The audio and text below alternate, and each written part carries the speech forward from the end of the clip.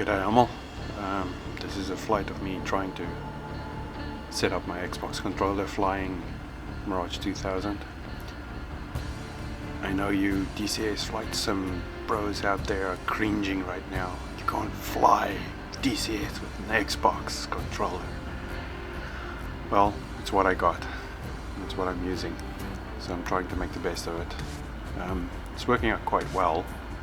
Only thing I'm really missing is the fine throttle control, but other than that it seems to be going quite well. In this mission I'm tuning the controller, setting up key bindings, just trying a simple takeoff, navigation, rocket attack on a target, navigate back and land.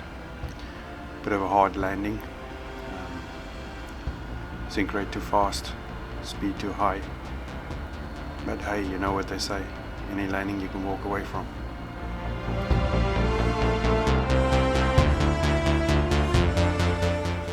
This skin is made by a good friend of mine, ARMSCor, also known as ARMSCor. I think it's a really awesome skin. It's fictional. South Africa never had a Mirage 2000, but they operated a number of Mirage 3s. Externally, the Mirage 3 and the Mirage 2000 looks very similar. Obviously, if you're a fan of aviation aircrafts, you'll immediately spot the differences, but to the novice they look quite similar. You might think, well, what's the big difference? Well, the Mirage 2000 is actually a generational leap ahead of the Mirage 3. The Mirage 2000 is a fly-by-wire aircraft. So performance is significantly better than the Mirage 3s.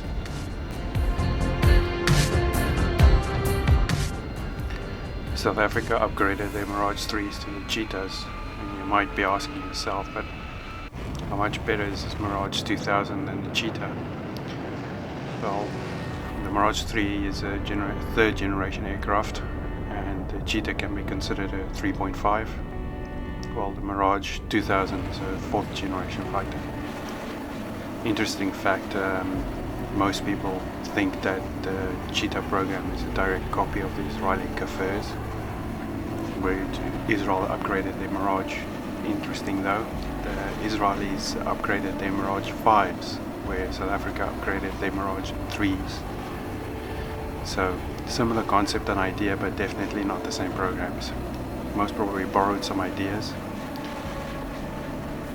but completely different aircraft. So although the Cheetah is a fine aircraft and ahead of its time and able to compete with aircraft like the Mirage 2000 and the F-16C,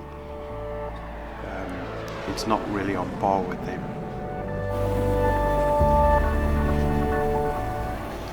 During the Angolan Bush War, South Africa was able to capture some very advanced and new SAM systems from Russia. These were brought back to South Africa and evaluated and tested as part of the Cheetah upgrade program. The Cheetah D was built with a very advanced electronic countermeasure system, specifically tailored to these new Russian threats. So in that context, the Cheetah was more advanced than anything available in the world at that time.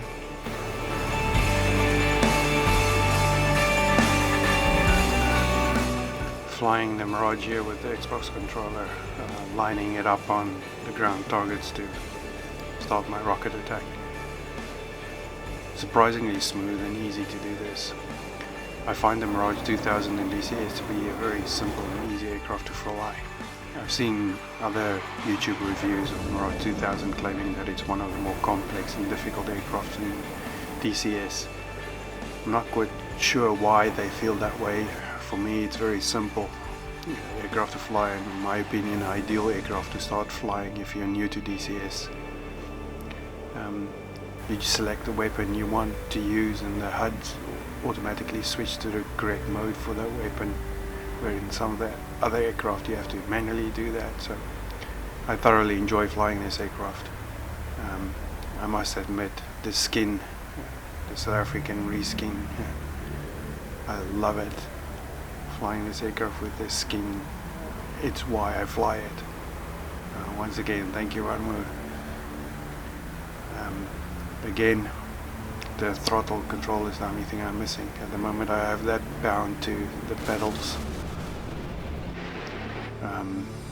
which gives me incremental increases. So far so good. The landings is a bit difficult controlling the speed, but I think it's doable. As my skills progress, later on when I try air refueling, I think it's going to be a problem. I love flying the AV-8B Harrier as well, again with ARMSCor's reskin for the South African Air Force. Again, love that skin. With the AV-8B, I find flying it with the Xbox controller is very difficult, especially in the hover where throttle control is very, very important. It's challenging to fly it with the Xbox controller. Wouldn't recommend it. I am planning on trying that again. Maybe it's just a skill I need to master to see whether it's doable. Spending $1,000 on a decent flight stick at this point is not an option for me, so I really want to play this game. When ARMSCor is feeling up to it again, I would love to play with him again, but not embarrass myself, so I've got some training to do, but I'm getting there.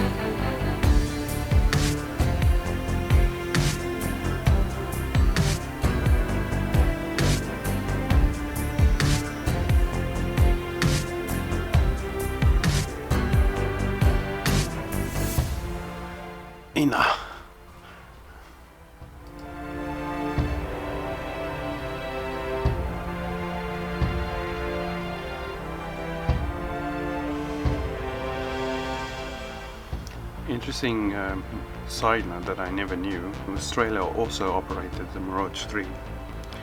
Australia first showed an official interest in the Mirage 3 during 1960s, having initially been keen on prospects of powering the type using a license-built version of the British Rolls-Royce Avon turbojet engine.